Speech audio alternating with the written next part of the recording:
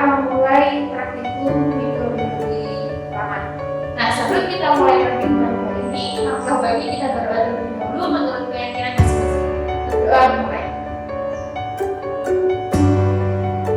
Doa dapat diakhiri. Baik, di dalam materi praktikum mikrobiologi taman ada terdapat beberapa bab. Nah, untuk yang bab pertama adalah pengenalan alat yang digunakan selama praktikum ke depan. Nah, alat itu dibagi oleh beberapa macam, ada yang alat kecil sama alat besar. Ini adalah spatula besi. Jadi, adik-adik kalau misalkan mau mengambil bahan kimia yang digunakan untuk praktikum nanti bisa menggunakan spatula ini. Kemudian, ini ada batang pengaduk. Ya, dia terbuat dari kaca, rangkaian dari basket. Jadi ini mengaduk media atau bahan-bahan yang ingin menggunakan seperti itu. Nah, batang pengaduk ini ada beberapa ukuran, ada yang besar sama yang sedang. Nah, ini tergantung nanti teman-teman mau menggunakan bagian bahannya, volumenya berapa. Kalau misalkan volumenya besar bisa menggunakan batang pengaduk ini, kalau misalkan volumenya kecil bisa menggunakan. Selanjutnya ada batang melon. Nah, batang yang ini biasa digunakan untuk merekamkan sampel yang ada di atas cawan. Misalkan ada ini dulu, itu bisa direkam dan digunakan batang ini. Kemudian ada batang osel. Nah, batang osel ini berfungsi untuk mengambil satu inokulum atau beberapa yang ada di dalam satu media untuk ditanam di media lainnya seperti itu. Nah, osel ini juga bisa langsung diaplikasikan untuk menanam inokulum sekalian. Produk ini terdiri atas 3 bagian. Yang pertama itu aspirat yang berfungsi untuk mengeluarkan udara yang ada di produk ini. Kemudian yang kedua ada section yaitu S, di sini ada simbol S, itu untuk menarik cairan. Kemudian yang exhaust ini berfungsi untuk mengeluarkan cairan. Cara untuk menggunakan rubber ini kita harus menekan bagian A karena gelombang udara ini harus dikeluarkan terlebih dahulu. Sudah, lalu kita pasang di ujung pipet. Apabila dirasa sudah pas, maka rubber band bisa langsung untuk digunakan. Untuk cara mengambil cairan menggunakan ini, kita harus menekan bagian S yang ada pada rubber band. Nah, cairan akan naik. Ini sesuai kebutuhan aja. Nah, kemudian jangan sampai cairan itu menyentuh rubber band karena itu akan menyebabkan kerusakan pada rubber band. Nah, kalau untuk mengeluarkan cairan yang ada di dalam bibit ini, kita harus menekan simbol E pada rubber band.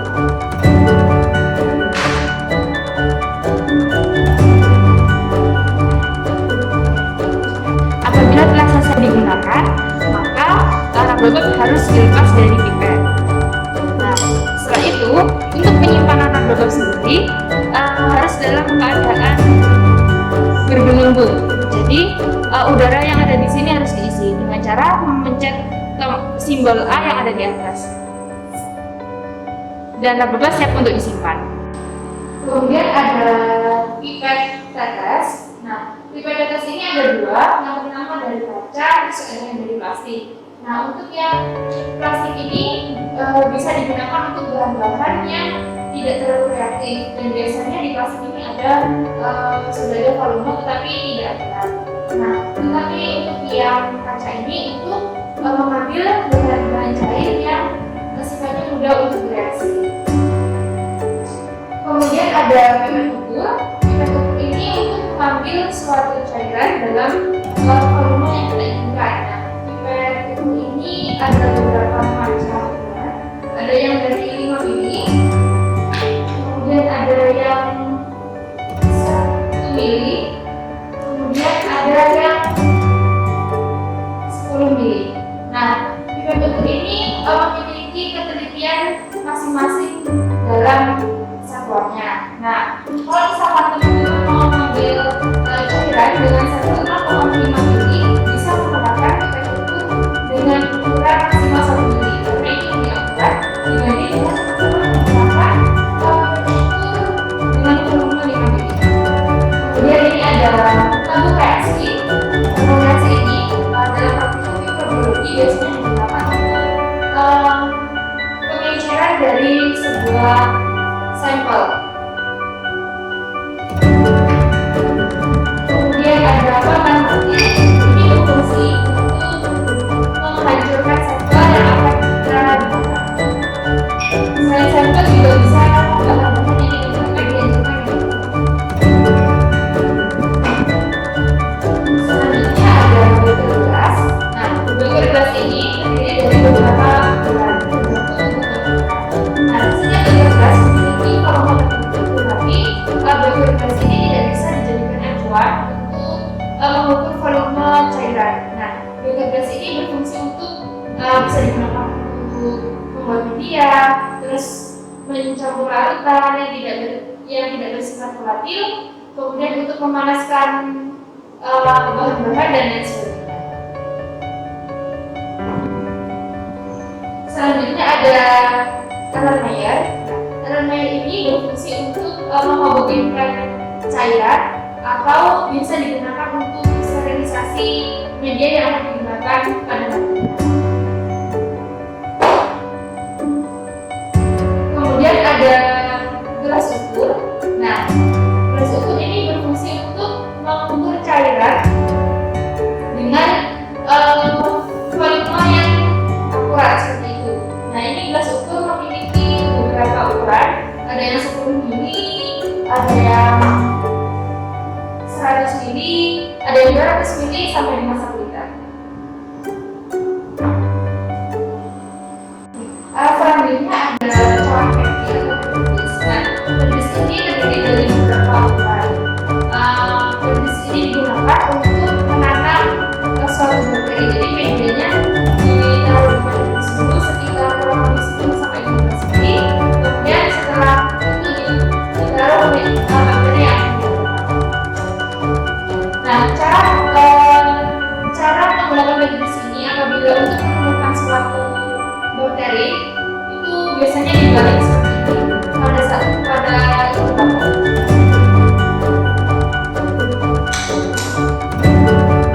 Selanjutnya ada busa. Ya, busa ini digunakan ketika kita berada di ruang area untuk mensterilkan tepi dari peneliti supaya lebih steril sebelum untuk disimpan di suatu inkubator. Selanjutnya adalah mikropipet. Nah, mikropipet ini berfungsi untuk mengambil cairan dengan skala kurang dari 1 mili. Mikropipet ini memiliki skala yang berbeda-beda. Nah, di sini terlihat bahwa 10 mikromili, berarti sampel yang bisa diambil adalah maksimal 10 mikromili. Sedangkan di sini ada 200 mikromili dan yang terakhir ada 1000 mikromili. Cara penggunaan dari mikropipet ini adalah kita harus mengukur skala terlebih dahulu yang ada pada layar ini. Nah, kita geser ini namanya skrup untuk mengatur skala. Kita bisa menaikkan atau menurunkan.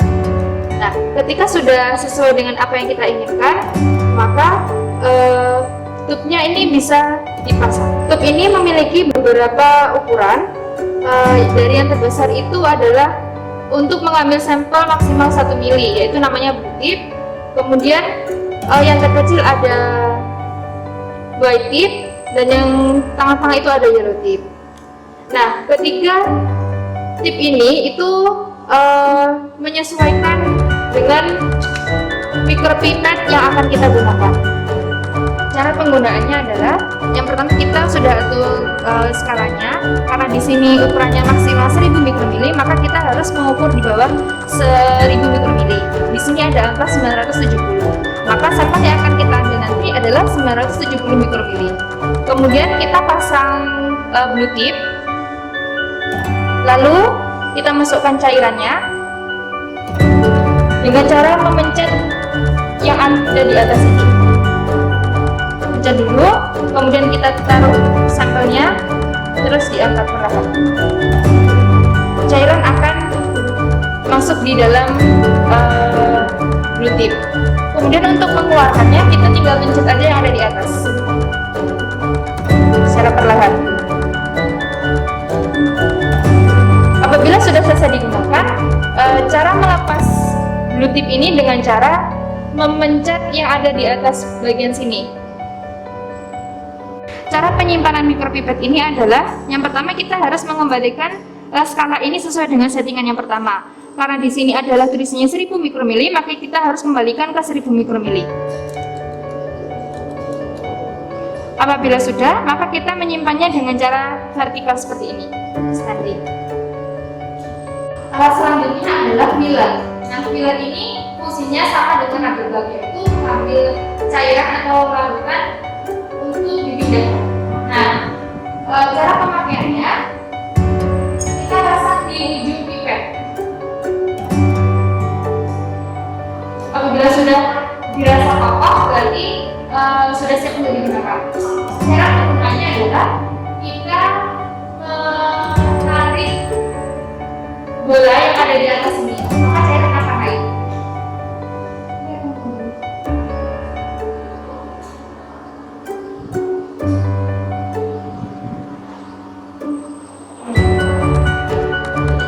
Cairan akan naik, bisa dilihat.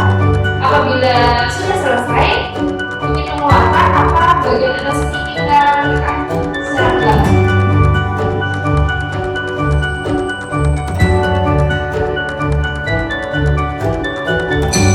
Apabila masih ada sedikit sampel yang tersisa, maka bisa menggunakan bagian yang depan sini untuk dipencet.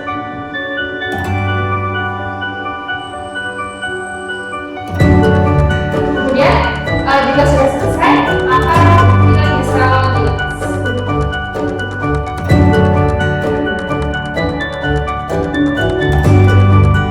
Jadi untuk alat yang ada di sini adalah cahaya, dimana secara umum dia fungsi dari alat ini adalah untuk memvisualisasikan benda-benda yang tidak dapat dipantau oleh mata secara langsung ataupun benda-benda yang memiliki ukuran sangat kecil seperti sel ataupun mikroorganisme. Nah, jadi ini untuk bagiannya, ini ada bagian atas. Yang pertama ada lensa okuler. Fungsinya adalah untuk memperbesar bayangan yang dihasilkan oleh lensa objektif. Kemudian di sini ada cincin pengatur diopter. Nah, fungsinya adalah untuk menyamakan fokus antara mata kanan dan kiri. Kemudian di sini ada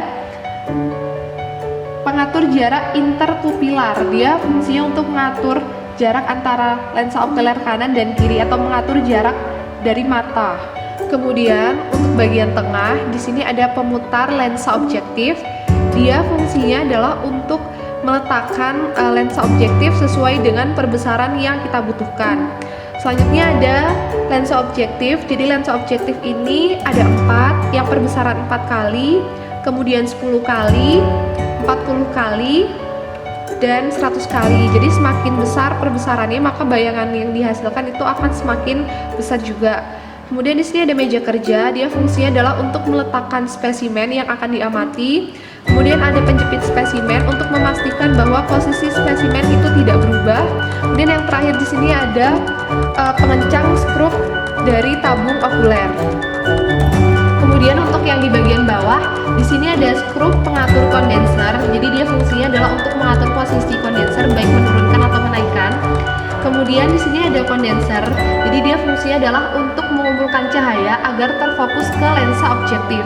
Di sini ada juga sumber cahaya.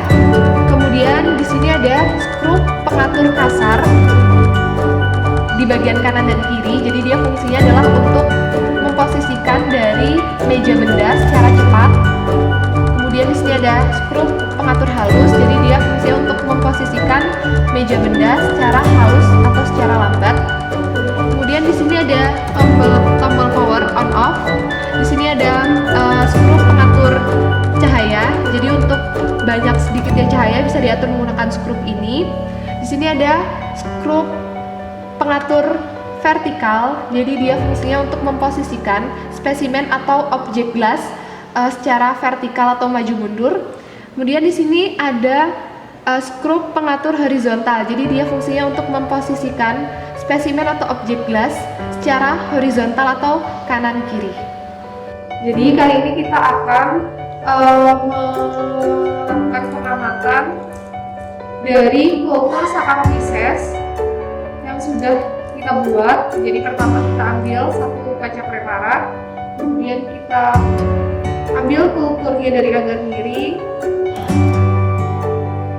kita swab di atas kaca preparat, kemudian kita tambahkan dengan pewarna metilimbu. Setelah itu dibilas menggunakan aqua desmalir.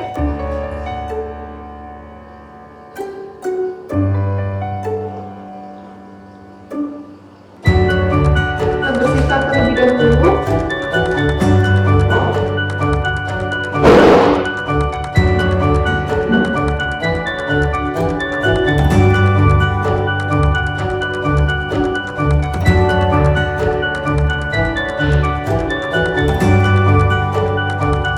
Selanjutnya kita letakkan kaca preparat ini di atas meja kerja.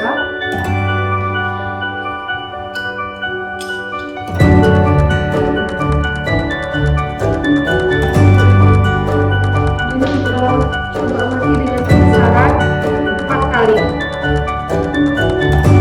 Sebelum terlihat, kita bisa coba dengan pembesaran selanjutnya.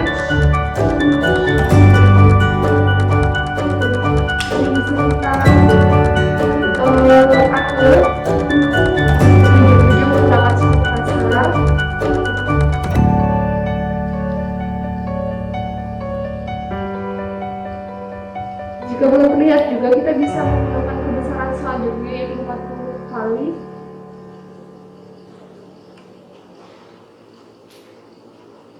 Nah, jika sudah mulai terlihat fokusnya, kita bisa tetesi dengan minyak imersi untuk mempertajam penampakan atau visualisasi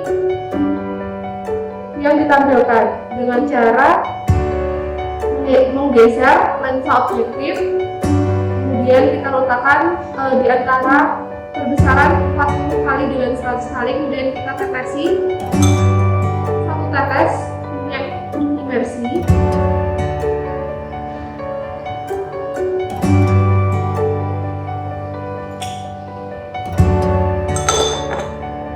Selanjutnya kita menggunakan pembesaran 100 kali. Sehingga visual yang ditampilkan akan tampak lebih jelas.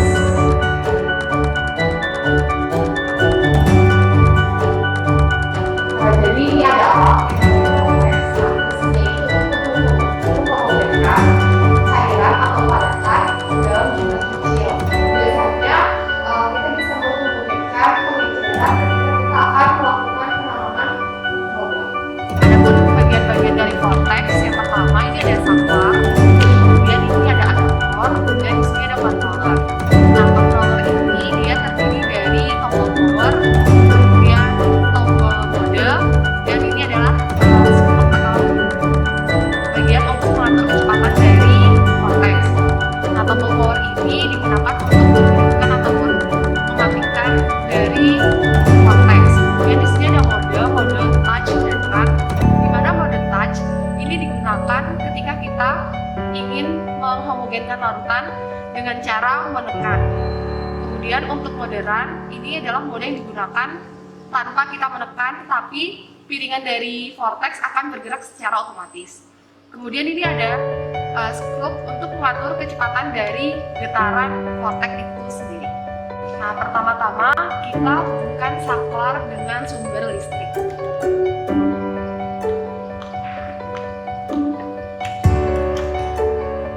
Kemudian kita nyalakan dengan menggunakan tombol power.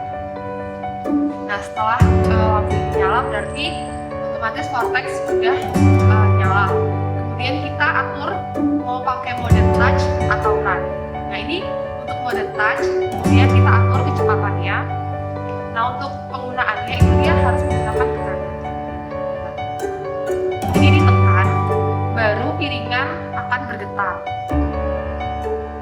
sedangkan mode fan dia kan otomatis bergetar.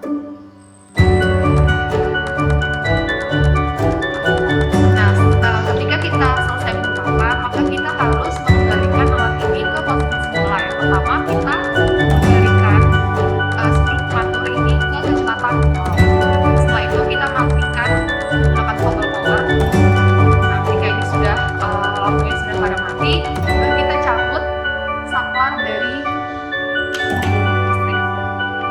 Kemudian alat bisa disimpan di lemari kaca atau etalase. Nah, di sini ada alat yang namanya outlet magnetic stirrer. Nah, fungsinya ini adalah untuk memanaskan larutan sekaligus menghidupkan larutan karena di sini ada magnetic stirrernya. Dan di mana magnetic stirrer itu akan diputar sehingga larutan itu dapat dihidupkan. Adapun bagian-bagian dari outlet magnetic stirrer, jadi yang pertama ini ada saklar yang akan menghubungkan dengan sumber listrik. Kemudian di sini ada badan dari outlet magnetic stirrer yang terdiri dari tombol on off. Kemudian di sini ada controlling untuk suhu serta controlling untuk kecepatan dari stirrer itu sendiri.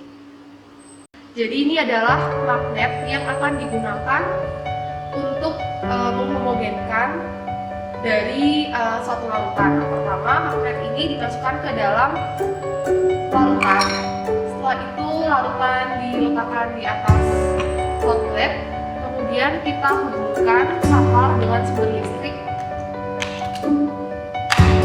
Nah, setelah itu kita hidupkan tombol on-nya. Kemudian kita setting suhu sesuai dengan kebutuhan. Nah, setelah itu kita setting kecepatan. Nah, maka magnet yang ada di dalam akan berputar sesuai dengan kecepatan yang sudah kita atur.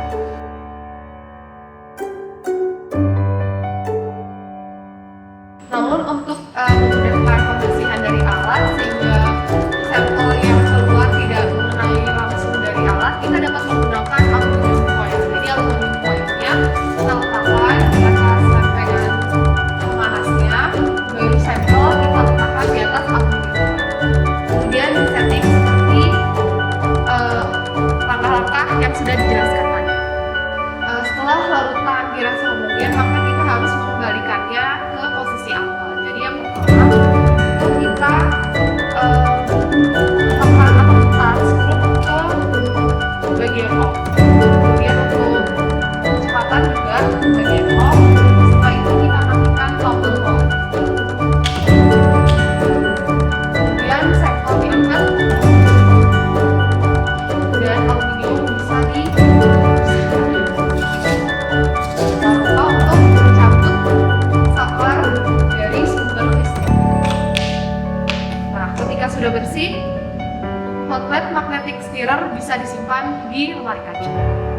Nah, jadi di sini ada alat yang bernama laminar airflow atau meja kerja aseptis. Nah, alat ini digunakan untuk mengurangi kontaminasi ketika kita bekerja dengan menggunakan mikrobia. Oke, adapun bagian-bagian dari laminar airflow, jadi yang pertama ada saklar yang dihubungkan ke sumber listrik, kemudian di sini ada badan dari laminar airflow. Nah, di sini ada 3 tombol, yaitu tombol merah, tombol orange, dan tombol hijau. Di mana tombol merah itu berfungsi untuk menghidupkan lampu ketika kita akan bekerja. Kemudian tombol orange ini adalah tombol UV, dan tombol hijau ini adalah tombol blower. Nah, setelah itu di sini ada blower. Nah, blower ini tuh dia akan mengeluarkan udara sehingga udara di dalam itu akan selalu tersirkulasi. Kemudian di sini ada pintu nanti yang bisa kita buka jika kita akan mengerjakan sesuatu di dalamnya. Nah, adapun langkah-langkah ketika kita akan menggunakan laminar airflow. Jadi yang pertama itu kita hubungkan saklar ke sumber listrik. Setelah itu kita harus sterilisasi terlebih dahulu menggunakan alkohol 70% seluruh ruangannya. Nah, setelah ini kita akan menghidupkan sinar UV selama kurang lebih 30 menit untuk memastikan bahwa ruangan yang akan kita gunakan ini terbebas dari kontaminasi. Setelah 30 menit sinar UV bisa dimatikan. Setelah itu kita hidupkan blower dan kita tunggu selama 10 sampai 15 menit untuk menghilangkan radiasi dari sinar UV. Setelah ditunggu 10 sampai 15 menit setelah sinar UV dimatikan, kemudian kita bisa nyalakan tombol merah atau tombol lampu yang kita gunakan untuk menyalakan lampu merah.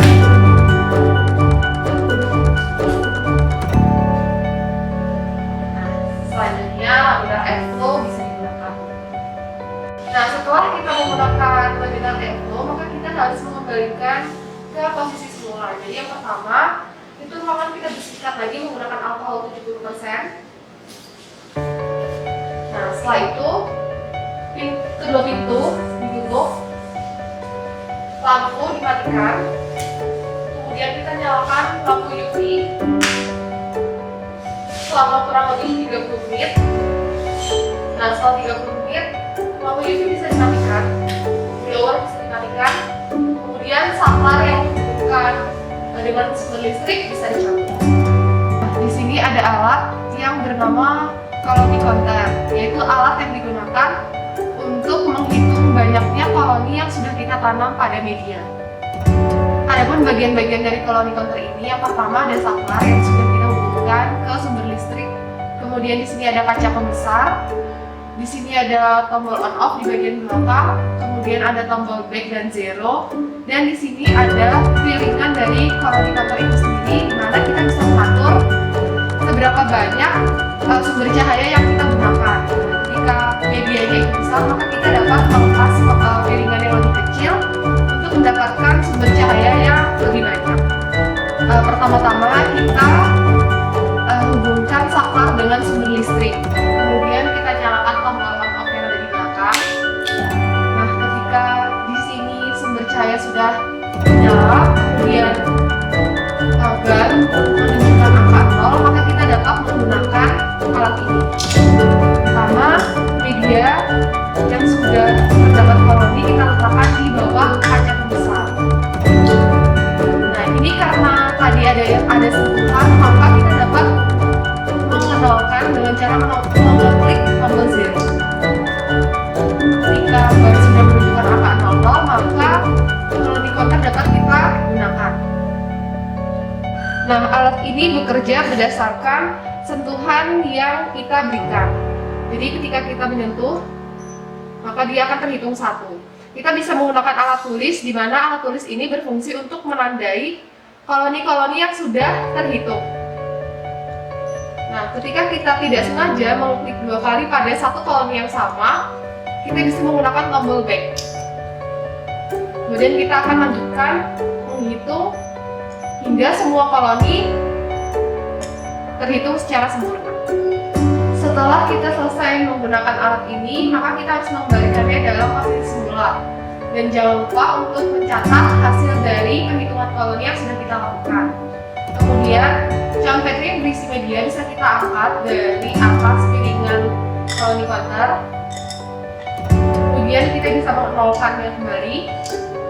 Kemudian kita matikan tombol on off. Nah, setelah ini piringan harus dibersihkan dari sisa-sisa media yang keluar dari conveti dengan cara melap menggunakan tisu. Setelah itu, tisu yang bersih kita semprotkan menggunakan alkohol 70% untuk membersihkan dan mensterilkan bagian dari piringan koloni counter. Ketika semuanya sudah bersih, kita kembalikan ke posisi semula dan saklar yang menghubungkan dengan listrik bisa dicabut. Ini adalah alat yang bernama inkubator. Nah, fungsinya adalah untuk menginkubasi bentuk yang sudah kita tanam pada media sehingga dapat tumbuh pada pertumbuhan yang optimal. Jadi yang pertama kita nyalakan tombol on pada inkubator. Kemudian kita lihat apakah sudah sesuai dengan setting yang kita inginkan. Apabila belum, kita bisa klik tombol settingan mode. Jadi misalnya kita mau menyeting suhu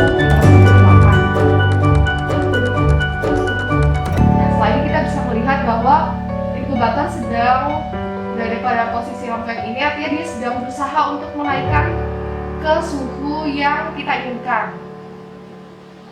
Nih, suhu 38, berarti dia artinya sedang mengalami proses penaikan. Sedangkan di sini masih tertera 34,1, berarti suhu ini belum sesuai dengan suhu yang kita inginkan, dan kita tunggu sampai dia berada pada posisi lampu yang di atas, yang mana menunjukkan suhu sesuai dengan suhu yang kita setting.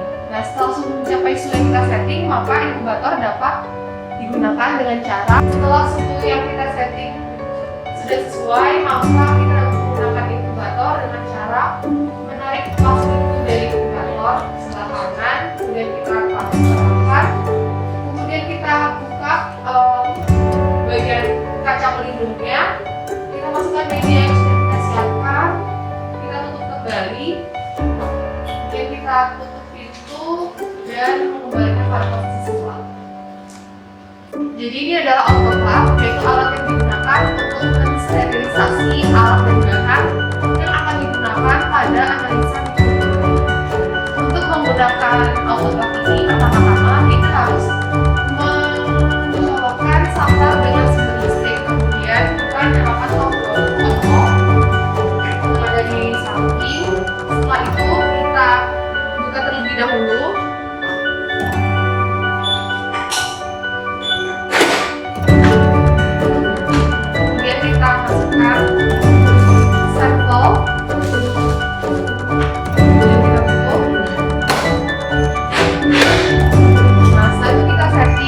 Sebelum kita menggunakan autoclave, pastikan bahwa aquades yang ada di dalam autoclave sudah kita isi terlebih dahulu pada batas yang sudah disesuaikan. Kemudian kita akan men-setting bagian mode.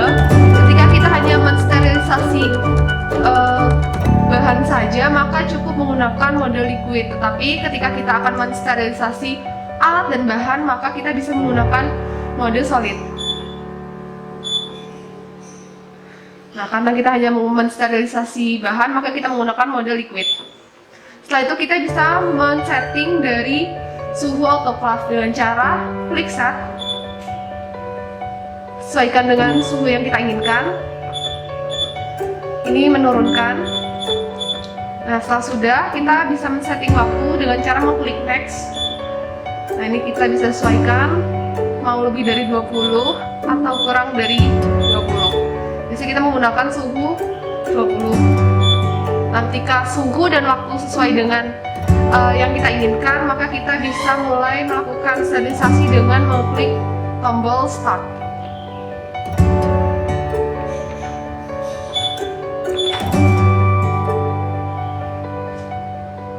Untuk dapat mengetahui apakah suhu sudah sesuai dengan suhu yang sudah kita atur, itu kita bisa melihat dari lampu indikator yang tertera pada autoclave. Jika lampu berkedip pada tulisan heat, ini artinya suhu sedang berusaha menaikkan pada suhu yang sudah kita setting. Ini kan masih 27, berarti suhu sedang merangkak naik ke suhu 21. Ketika lampu berkedip pada tulisan stir, artinya suhu sudah stabil sesuai dengan suhu yang sudah kita setting. Nah, ketika suhu berkedip pada tulisan X, maka suhu sedang berusaha turun. Sedangkan ketika sudah berkedip pada tulisan warm, maka autoclave sudah bisa kita